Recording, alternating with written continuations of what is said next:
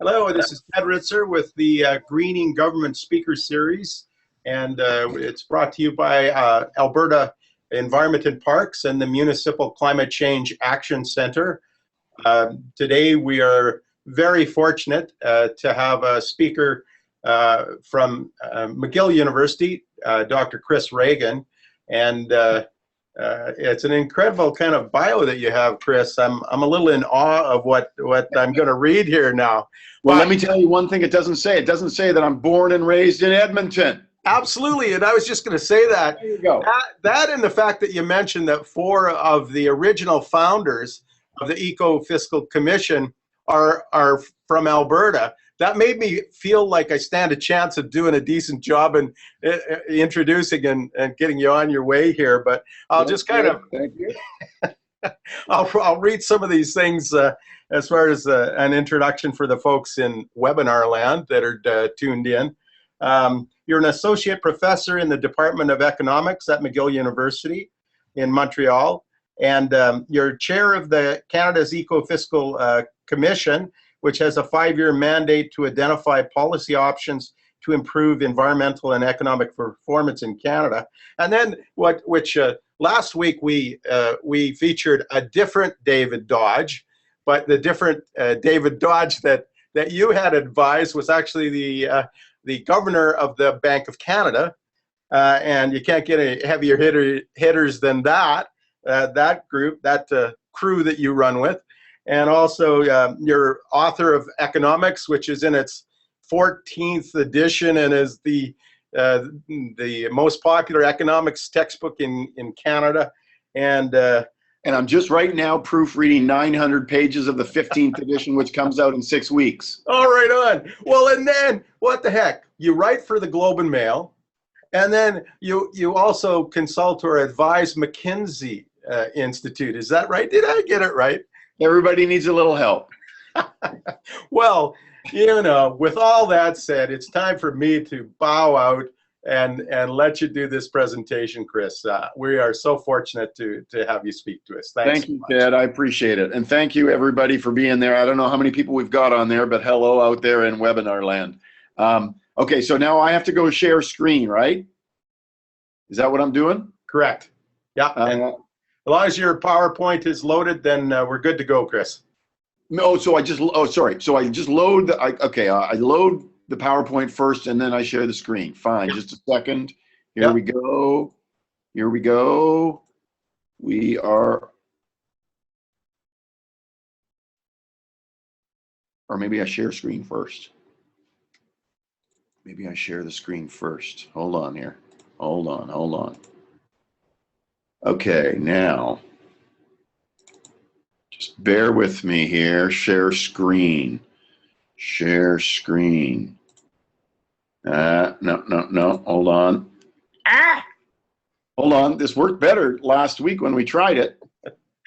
Yeah. What am I doing wrong? Hold on, I'm doing something wrong. No worries, it'll work. Well, yeah, I just got to make sure I press the right. Yep. Hold on. Yep. I lost a share screen button. It is no longer offering me to share the screen. I've got a picture of you up there. What is going on? Share screen, share screen. Can you see what's going on? I'll give it a whirl and take over the screen, and then I'll end the share, okay? Just a sec. Okay, I'm going to stop the share, and that should put it back to you. And then try clicking on share screen again, Chris. It's not even presenting share screen to me. So I must have pressed something. Now I've got, hold on. Hold on. Oh my goodness, I don't know what's happening here. My whole screen disappeared. Hold on. Okay. It is not giving me a share screen. Now it is. Okay. Oh, good. All right. So now let me open up that. So that's, I guess, good. Now, do you see anything? No, not yet. There's share screen. Share screen. Okay, now, okay, how's that? How about that? Got it. Ted? That's good. Aha! Okay, so you see my slides now. Absolutely. And I only see a photograph of you. I don't see the real you. I see you with flowers behind. But that's okay, I guess. Yeah, it's much better, I think, Chris. Okay, all right, here we go, everybody. I'm sorry about that. This is I'm new to this technology. Okay, so what I'm going to talk about here is what eco-fiscal policy is. This is, in English at least, this is a new word. In French, the word écofiscalité exists, and it means more or less the same thing. But this word didn't really exist in English. And so we've called our commission the EcoFiscal Commission to try to start a new conversation about these kinds of policies. But let me just, as Ted suggested when he read my bio, he said that, you know, I'd been at the Department of Finance and spent time at the Bank of Canada. I'm a macroeconomist. I'm not an environmental economist, and I guess I'm becoming one, but I'm not an environmentalist particularly. But for the last 27 years, I've been a macroeconomist, thinking a lot about central banking and budget deficits and things like that. But I do think that anytime we start talking about economics and economic policy, we should start with this guy here, and that is Adam Smith. So Adam Smith, of course, was a Scottish philosopher. He's now viewed as the father of economics. And he was writing around the time of the Industrial Revolution. So his work, The Wealth of Nations, came out in 1776.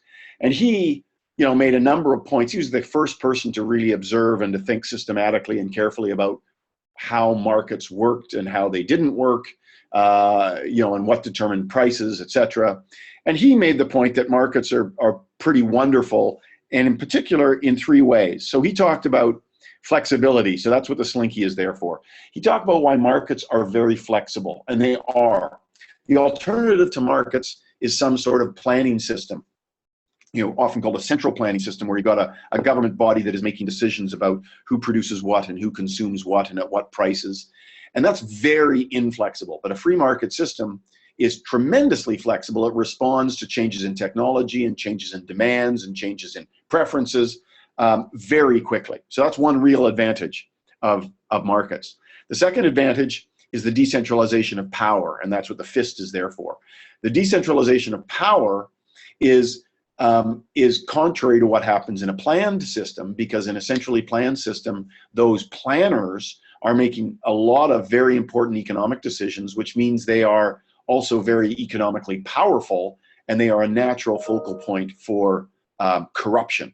Whereas in a market system, you're decentralizing power to where the decision-making happens, which is among, you know, millions of consumers and tens of thousands of producers. So if you care about the decentralization of power, that's a real advantage of free markets. But the big enchilada reason for why free markets are wonderful is about innovation. And Adam Smith noted that, you know, what really drove improvements in living standards over time, over long periods of time especially, was improvements in productivity. And that productivity came from the technological change and innovation that was happening, especially at his time of the Industrial Revolution, all around him. And most technology and innovation, technological change and innovation, happens in response to trying to solve an economic problem. And so as people are, you know, if you design a better mousetrap and you take market share away from your rivals, you get more profits, you get to keep those profits, and that provides a tremendous incentive to keep on innovating. And so that is a really powerful, really important advantage of relatively free market systems.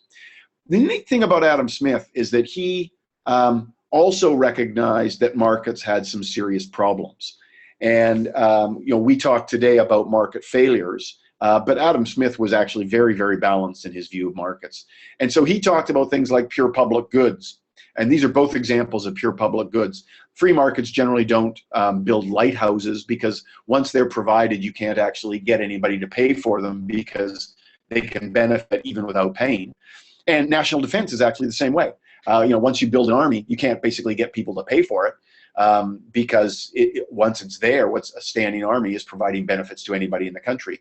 So free markets don't provide things like lighthouses and armies, but we clearly value both lighthouses and armies. And so what we need is to basically put some money into a kitty that's called taxes, and the government uses those funds to finance these kinds of pure public goods. And there's other kinds of public goods as well.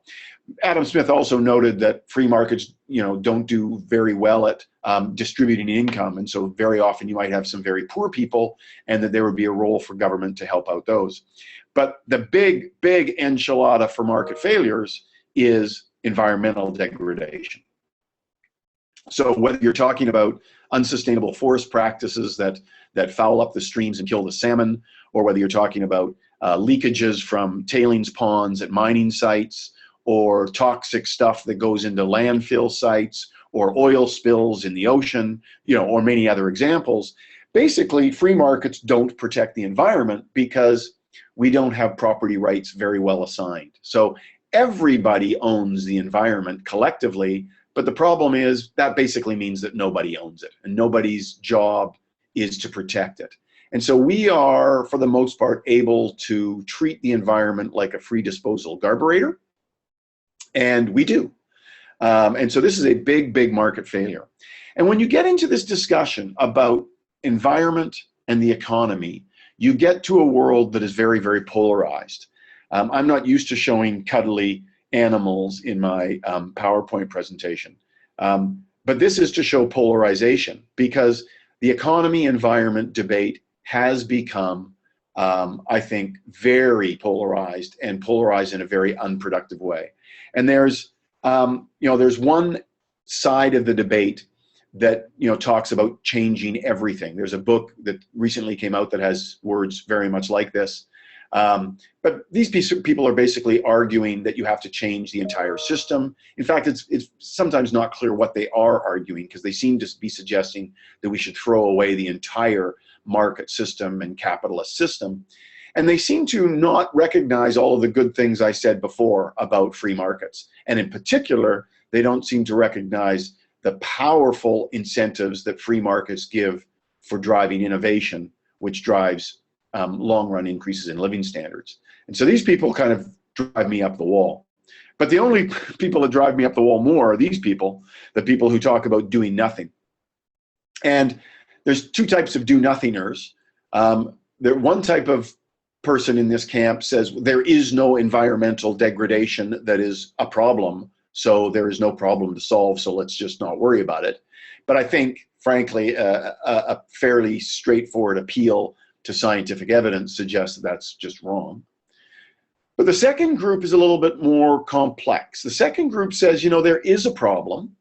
We do need to protect the environment, or there is at least environmental damage that we need to worry about. But they say we don't need to do anything in terms of public policy because, wait for it, and what they say is, they'll say the technology will save us. And these people say, they look back at the last 300 years of technological change, and they say, look at the great problems that we have solved through technology, and we can solve these problems too.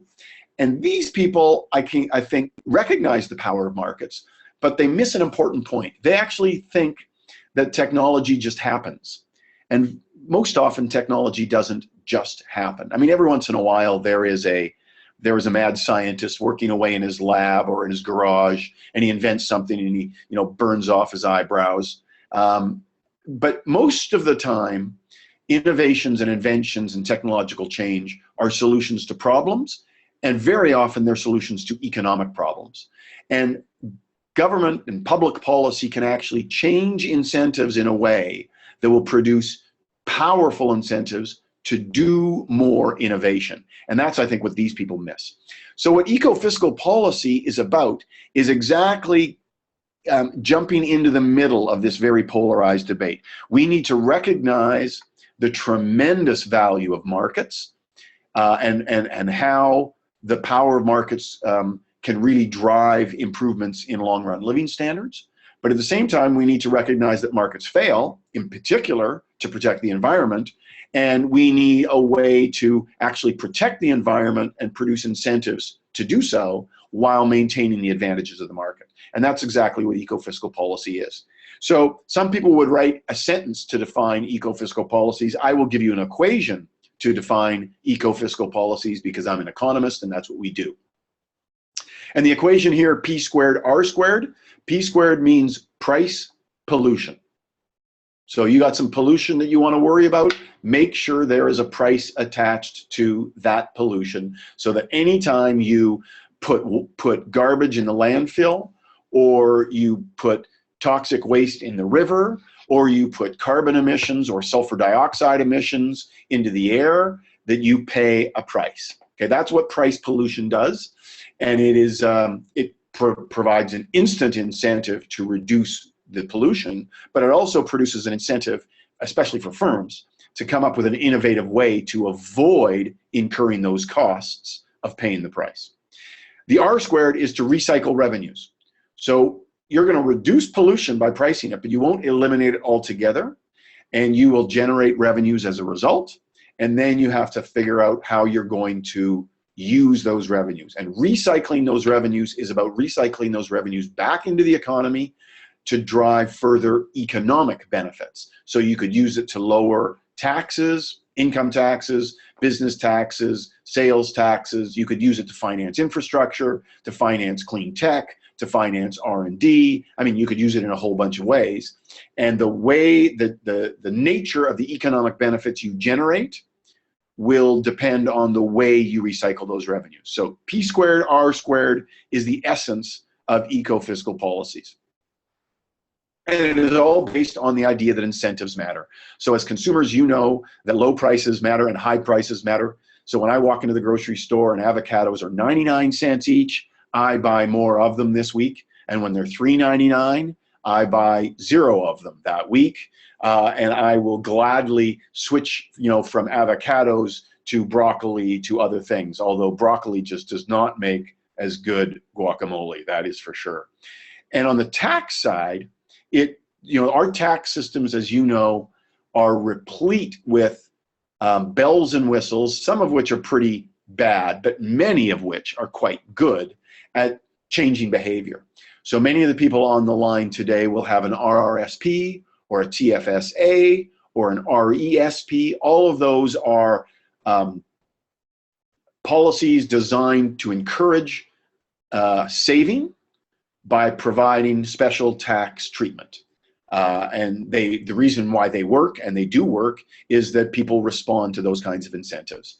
You know that firms face investment tax credits of various kinds that provide incentives for firms to do more investment. There are tuition fee tax credits that lower the cost of going to school, and that provides incentives to do more education. There's all kinds of examples. So incentives really matter. And just in case you need an example, here's one of my favorite charts from our first report back in November of last year. The price of water in orange and the per capita consumption of water in blue for a bunch of different countries. And you will be hard-pressed to find a better example of a negative correlation between two variables than right here. So what you see, Germany at the top faces a high price and has low per capita consumption. Canada at the very bottom faces a very low price and has very high per capita consumption. No statement here, by the way, about what the right price is, or indeed what that might even mean. Just the simple idea that prices do affect consumption. Now, there's lots of applications for this type of eco-fiscal policy. You can use it to think about traffic congestion. We actually produced a report a couple of weeks ago on precisely this, that we could price not roads, but price congested roads to actually produce a financial incentive, an economic incentive for people to reallocate their driving across time and across space as a way to reduce congestion and to reduce the costs of congestion.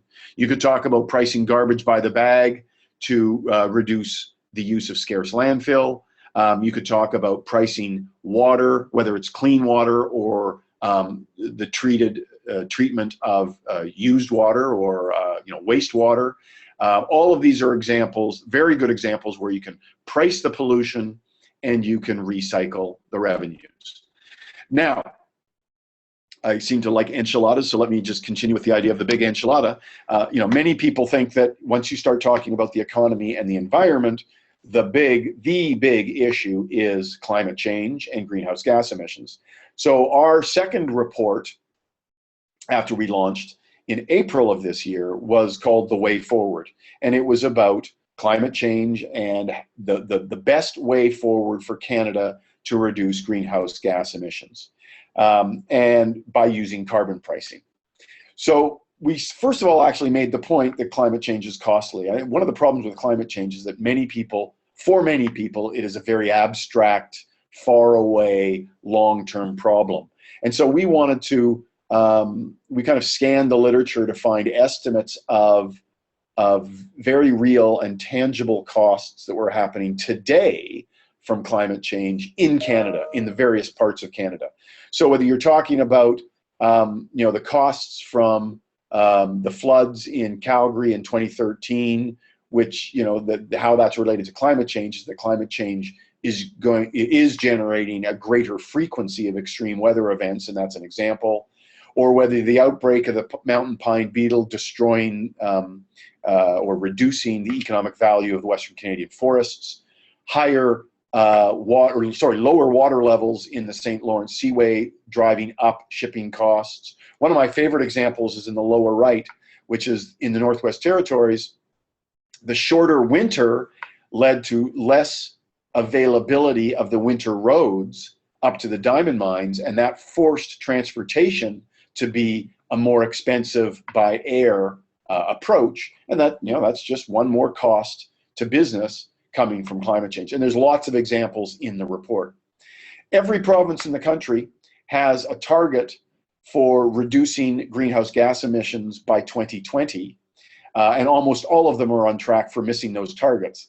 So we said, well, if you're a province in this country that wants to achieve your targets, basically you have two ways to do it.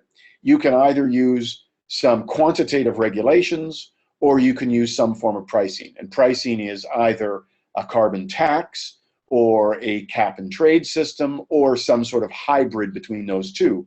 But the key, notice that both of them get a check mark for effective, because pricing and regulations can both be effective in the sense that they actually reduce greenhouse gas emissions. But there are big advantages from using a pricing mechanism rather than a regulatory approach. A regulatory approach basically says this sector and this firm has to reduce by X percent, and this firm and this sector has to reduce by Y percent. And this is how they work. This is quantitative, intrusive directions set by the government. The problem is we live in a world where sectors are different and firms within sectors are different, and they all face very different costs for reducing their emissions. And if government just says that for each sector should do this or each firm should do this, then you're basically forcing a one-size-fits-all policy to every firm in every sector. And while that may seem actually fair, it ends up being very, very costly for the economy as a whole. And the reason is because we all have different costs of abatement. And that's the beauty of the price system. If you actually put on a $30 per ton carbon price, whether it's a tax or a cap and trade system, you put on the price and then you let the market find the least cost way of reducing those emissions. And this is a classic result that economists have known about for years, but most people who don't think about how markets function, didn't necessarily know this, that a pricing mechanism can be so much more cost effective than a regulatory approach. One attraction to a regulatory approach is that if you're the finance minister, it basically doesn't touch your books. You can claim that it's not generating revenue and that it's not incurring costs to the fisc, but in fact the cost that a regulatory approach imposes is on the economy itself. Pricing is actually less costly for the economy. The costs are very transparent, and the bottom check mark there is really important. If you actually have a carbon price in place, any emitter has a constant, ongoing incentive to get better, because every bit they get better, every bit that they can reduce their emissions goes straight to the bottom line. Whereas if you face quantitative regulations and you're told to reduce your emissions by 10%, you reduce them by 10% if you follow the law, and then you stop. you've got absolutely no incentive to get better. But with a carbon price, you've got an ongoing incentive to keep getting better. So take a look at that number.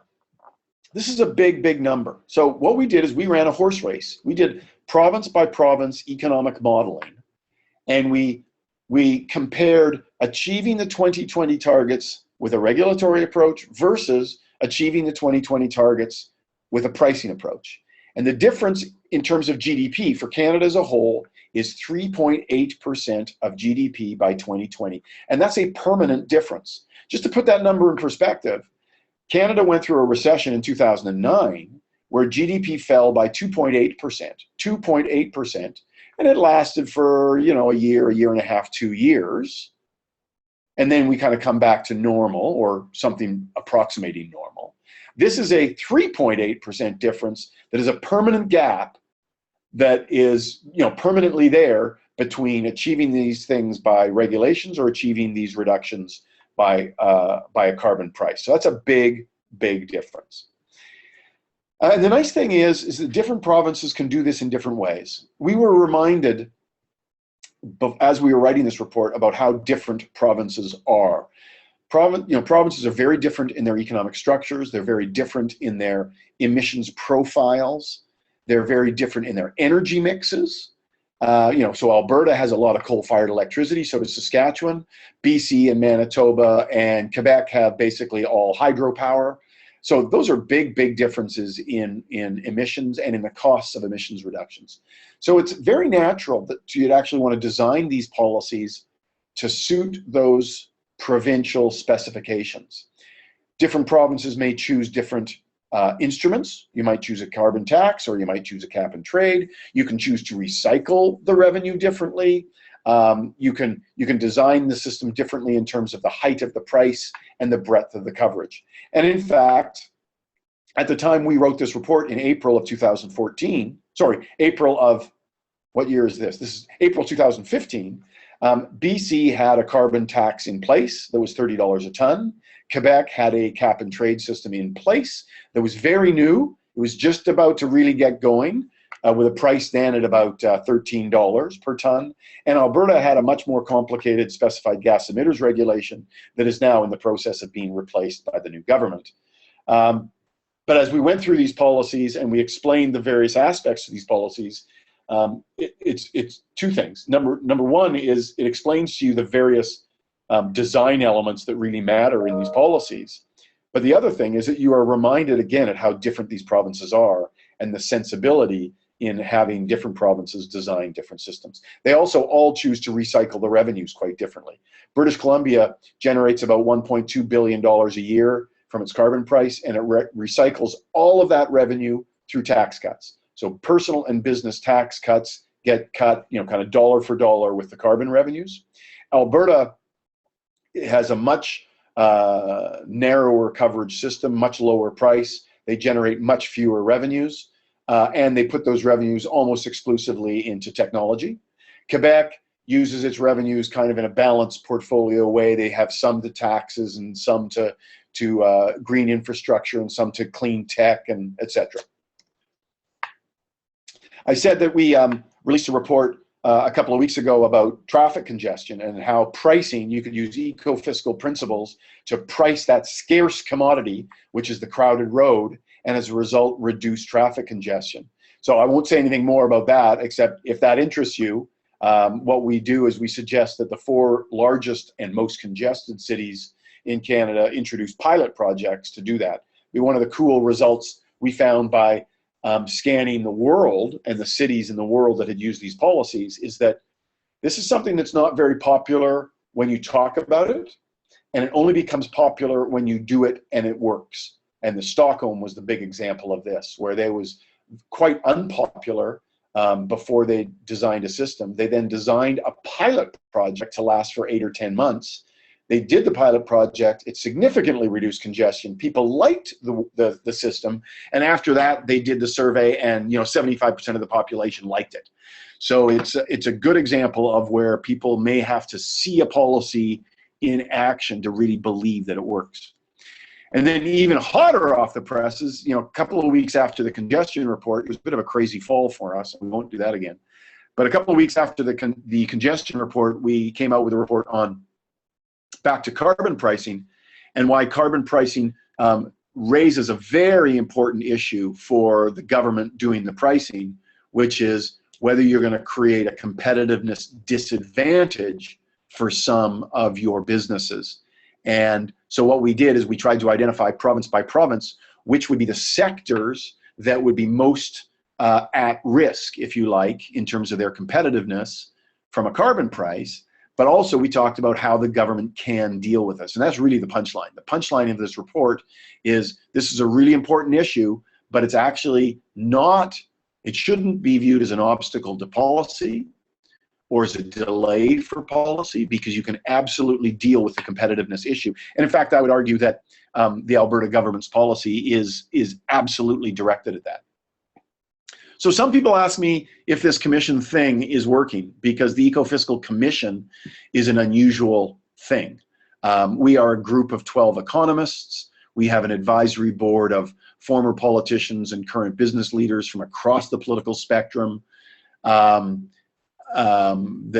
we call a transpartisan advisory board. We are completely independent from any government. We receive no government money, nor will we accept any government money. We're not connected to a political party.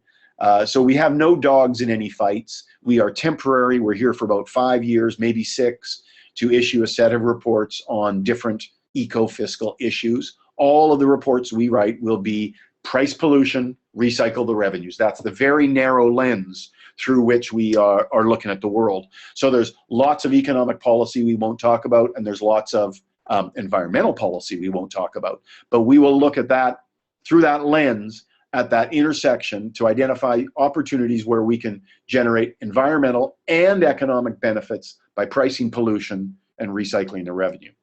And I guess I would argue that my feeling is that this commission thing is working. And the reason it is working is because we are getting access to governments. I mean, that's my measure that it is working, is that governments do want to talk to us. Sometimes we call them, but very often they are calling us to get input into their policy design. We have spoken with federal parties. We have spoken with the governments in Nova Scotia, in Ontario, in Quebec, in Alberta, in BC. I hope I didn't miss any. And I think the reason we're getting access to governments is these 3 things, what I call the policy troika. I think there is a perception that because we are economists, we are not your typical environmental group. We are a very different creature. We are economists first and foremost. So, and if you've got a bunch of policy experienced and policy interested economists saying this is good economic policy and it's good environmental policy, I think there is some credibility that comes from that. In this sense, it's the messengers as much as the message that is important. The independence, I think, is very important. The media that has covered us has really picked up on the importance of the independence. They know that we just have no dogs in any fights, and we don't come from any part of the political spectrum or any political party. And I think that is worth a lot. And I think the communications is worth a lot. We communicate to different people in different ways. We know that we want to talk to elected officials and unelected officials and business people and think tanks and journalists and general people. And frankly, I think you need to talk to all of those people in different ways, and we are doing our best to do that. So I think these 3 things come together to, maybe there's something else that I've missed, but I think those 3 things are coming together to give us access. And this will be the end, my final comment, just to say that once you start talking about pricing, pollution, and recycling revenues, especially when you're talking about carbon, some people feel lonely. See, if you were in that tent, you might feel lonely, even though it's a pretty wonderful location. You might feel lonely. But this tent is a special Mountain Equipment Co-op infinitely expandable version. And lots of people can come into the tent. And one of the neat things in the last few years is that this debate has changed quite dramatically. And so you get people who are actually quite conservative who are arguing the benefits of carbon pricing. So upper left is Hank Paulson, who's the former Republican Treasury Secretary under George W. Bush. Upper right is Bob Inglis, who's a former Republican congressman from one of the Carolinas, whose mission in life today is to convince Republicans and Tea Partiers that pricing pollution is the way forward. Christine Lagarde is the head of the IMF, hardly a left-wing radical organization. She's talking about the need for carbon pricing and why that is going to be the best way to reduce emissions and good for the economy. And our very own Preston Manning, when I say our very own, I mean Canada's very own, Alberta's very own, and he's on the advisory board of the EcoFiscal Commission, and is the classic example of the small c conservative, fiscally conservative in Canada, who thinks carbon pricing and pollution pricing is absolutely the way forward. So when you have people like this that want to come into your tent, that tent starts to get a little more crowded, but it becomes ever more interesting. So let me stop there, Ted, and you can take it away. Well, thanks so much, Chris. That's fascinating. And usually the way we run these webinars is we open up for questions from the webinar participants. And for the webinar participants, the way you get the Q&A function is you kind of hover your cursor over the top left quadrant of the screen. And there's also a chat function, which I've left open. Anybody that wants to pose some questions, certainly do so.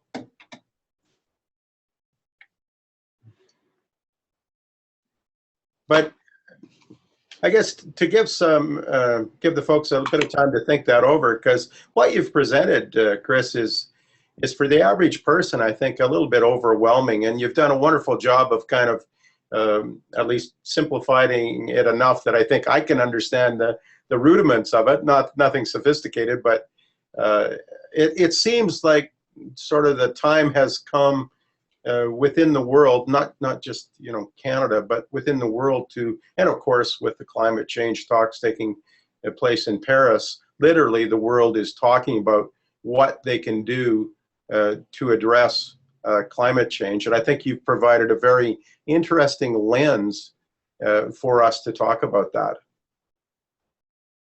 Let me give another pitch while people are thinking about their questions, because here's a way to think about it that shouldn't be overwhelming at all. It actually should, and I say this in some other presentations more, but I guess I said it less in this one, that it actually matters a lot how our governments choose to raise revenue. And right now, our governments, almost all governments, not just in Canada, but in most places, but certainly across Canada, we raise almost all of our revenue by taxing things that we all agree we want more of. Like, we want more income, we want more profits, we want more innovation, we want more employment. Like, I've never met anybody who says we want less of those things. Yet those are exactly the things that are our tax base. Yet we raise almost zero of our revenue by taxing things that everybody agrees we dislike. Pollution. Like, I've never met anybody who likes pollution. So you say, well, this is kind of weird. Why are we doing it this way? Because you could absolutely, Canada as a whole raises 30% of GDP in taxes. Almost all of that by taxing income and expenditure, okay?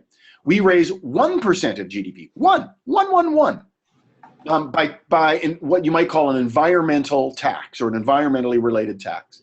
That 1% could easily go up to 5% or 8%, and the 30 could come down to 22%. This isn't about big government. That's my point. This is not about bigger government. This could be just about smarter government, where you say, let's just raise our revenue in different ways. Let's reduce income taxes and let's increase pollution taxes and leave total size of government unchanged. In Alberta, more than any place else, that message should resonate. Let's see if that gets a comment. Well, it's interesting. We've got a comment from a biologist perspective. Ksenia has commented, great presentation. Thank you. Even I, far removed from the topic of the economy, as I can be as a biologist, could understand the topic clearly. So job well done, Chris. That's excellent. And you know, this whole idea of... Sorry, was the name of that person Ksenia? That's right. Okay, I have only heard that name once before in my life with a former student of mine from I'm not sure when. Oh, really? Is that a woman? Yes. Oh, okay, so I wonder if it is Ksenia. I wonder if it is my former student. Or maybe that name is common. I don't know. Not sure. I think her and her husband have been here a while in Alberta. I don't think she spent any time in Montreal. Okay, all right. Yeah. But you know, this whole thing that while we have you on the line here, okay, so it looks like there's some, I'll just check this out from our chat window. Good website, great infographics. From your report, what are the strongest sectors in Alberta that have the best competitive advantage when it comes to reducing or eliminating carbon and taking advantage of a carbon tax incentive? Yikes. Whoa, I know I can't answer that. Hold on. So I don't see that question in mine. Where do you see it? Well, I don't think you get to see it. Oh, okay. Okay, then can you repeat it then, please? Absolutely. From your report, what are the strongest sectors in Alberta that have the best competitive advantage when it comes to reducing or eliminating carbon and taking advantage of a carbon tax incentive? Well, okay. Okay, so let me make this statement. It's not exactly the answer, but it's sort of the answer. One of the things that people don't realize is how much of a modern economy is services. Okay, and this is true in Canada, it's true in France, it's true in Australia, United States, Switzerland. You go to any developed economy and you will find that about 70%, 70%, is services. And services tend to be very emissions unintensive. So you think about healthcare services or financial services or architectural services or retail trade, wholesale trade. I mean, there's a ton of stuff. Like 3/4 of our economy is services and basically produces very little emissions, which means 3/4 of an economy is untouched by a carbon price. Untouched. Okay? That's the first thing. And then you say, well, but there's some parts of the economy that is quite emissions intensive. So if you've got refineries, if you've got bitumen upgraders, if you're producing cement, if you're producing fertilizer, if you're producing petrochemicals, then you start to become quite emissions intensive. And those are the ones that will feel directly the increase in cost that comes from a carbon price, okay?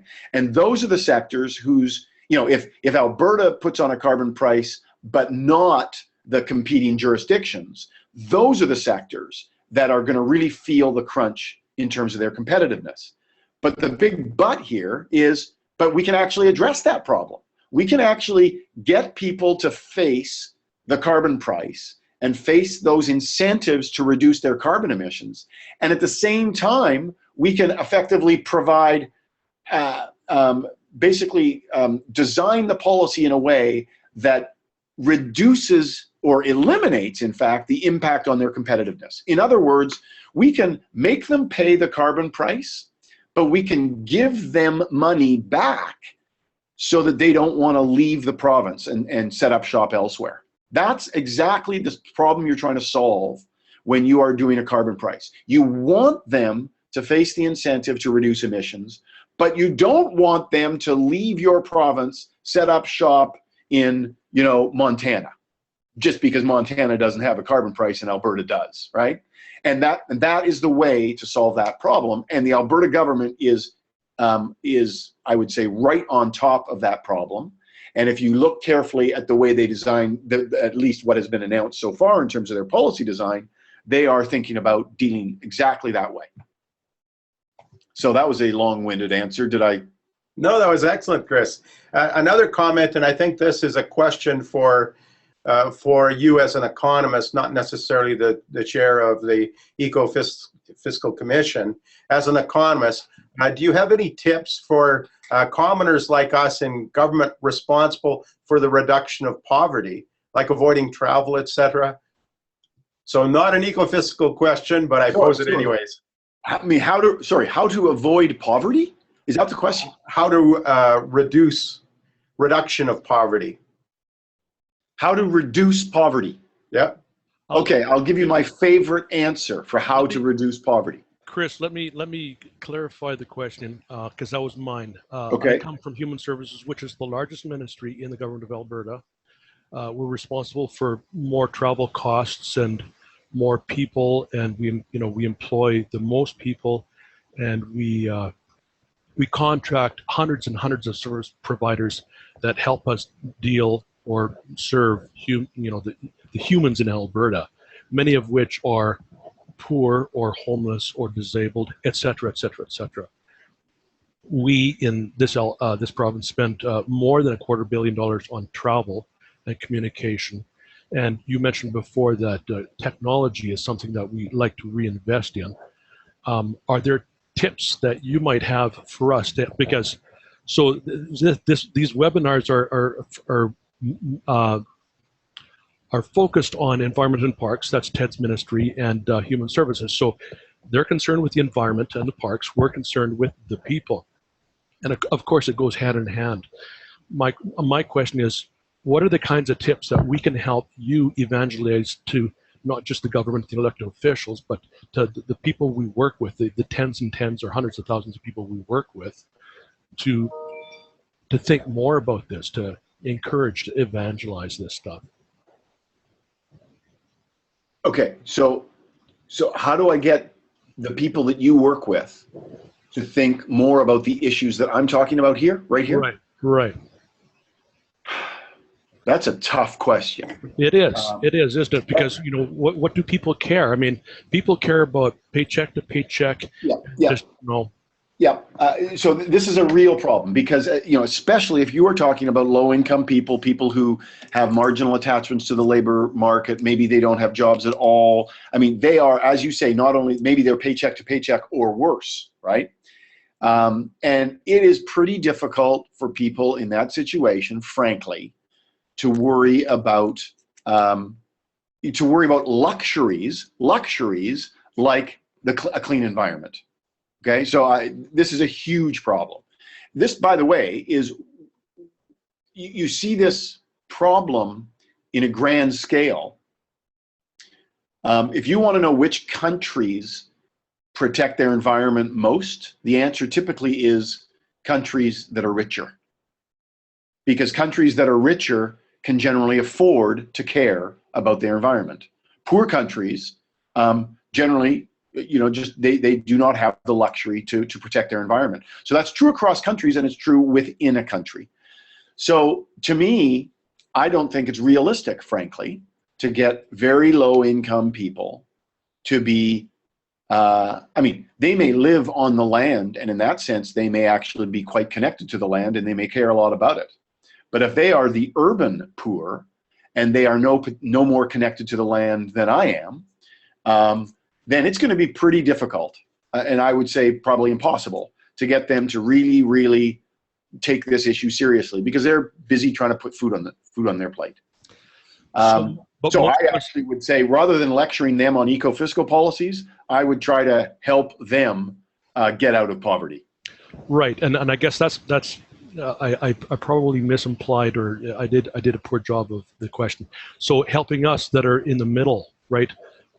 A few of them are poor, some are very rich. The rest of us in government, for example, are in the middle, and there's probably small things that we could do, like embracing alternatives to oil and gas kinds of technologies, like solar and green. I think there's lots of things. I think there's lots and lots of things that we as kind of ordinary individuals can do. I'm right now sitting in a house that is perfectly well insulated, but it is nonetheless cold because my wife turns the heat down every day because what we do is we basically turn the heat down and then we put on a fleece. And my wife, actually, if she were here, you'd see that she's got 3 fleeces on.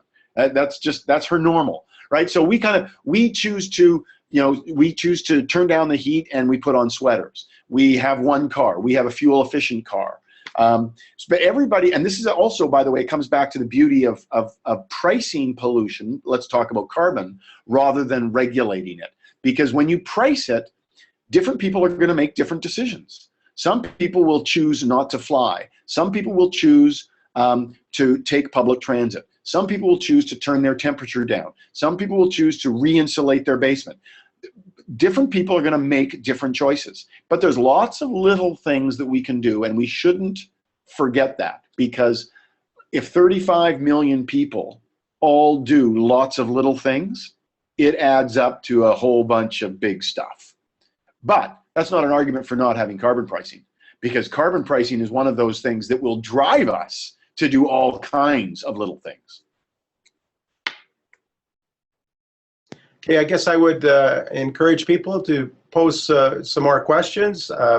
Just while we're waiting for a few more questions, one of the things that I'd like to ask Chris, at least in my recollection of Alberta history, Premier Notley was one of the few premiers to actually describe the context of the oil sands in the context that it didn't sort of happen by accident. There was support for research through universities and Dr. Carl Clark, and we've got a road named after him. And Premier Notley had commented that it didn't happen by accident. There was a reason that the oil sands and that process that Dr. Clark developed. So, and I think we're kind of in the same sort of context right now, and with these talks going on in Paris about climate change. And I think what you've espoused here is creating that context to create a healthy environment that we can inspire, provide incentives for green energy. So any comments on that? Well, so it is unquestionably true that the oil sands partially exist today, or partly exist today, because of government assistance, right? There was all kinds of government resources that were poured into developing those technologies. Now, maybe that would have happened without the government, but chances are it wouldn't have happened, or at least wouldn't have happened as quickly or on the scale that it did without that government assistance. So none of this is an argument that government can't help, but I think government has to be careful about how it helps and how it tries to help. And again, the beauty of setting a carbon price is that it creates very powerful incentives. It creates powerful incentives for us to reduce emissions, but it also creates, and this comes back to clean tech, if you talk to clean tech people and you say, what is the #1 thing that would improve the clean tech sector and expand the clean sector? They will say a carbon price.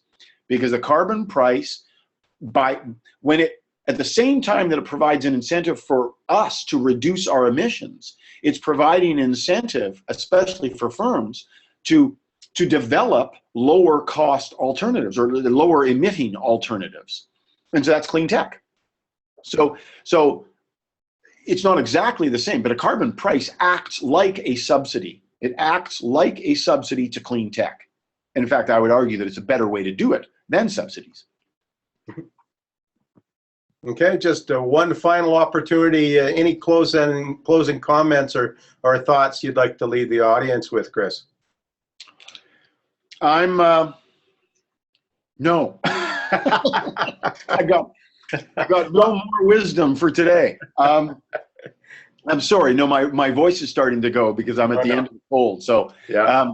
But look, I just thank you very much for having me, because I'm in the business of talking about this to whoever wants to listen and to get good questions back from people. So, and I just love doing this with this technology too, because basically I'm at the other side of my office. It takes an hour and a half out of my life rather than an airplane flight. Nobody likes to sit on planes. And as long as I can get the technology working, as I couldn't for the first 5 minutes, I just love this. So I think what you've got going here, Ted, is a great a great series. So keep lots of interesting people, lots of interesting topics. So keep it up.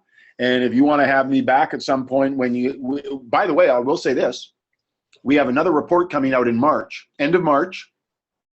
It will be about carbon pricing, but it will be specifically about how governments that do carbon pricing can recycle the revenues in a way to deal with the competitiveness challenge and to deal with the fairness on households. Both of those things were talked about by Rachel Notley.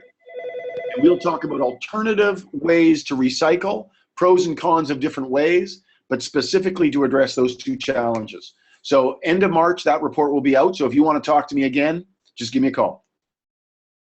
Well, thanks so much, Chris. And actually, our executive champion of the Greening Government Speaker Series, ADM Tom Davis, has asked just that. And the folks at the Municipal Climate Change Action Center are trying to encourage me to start up again in January. So I'd like to be able to say that you're good to go for whenever we call.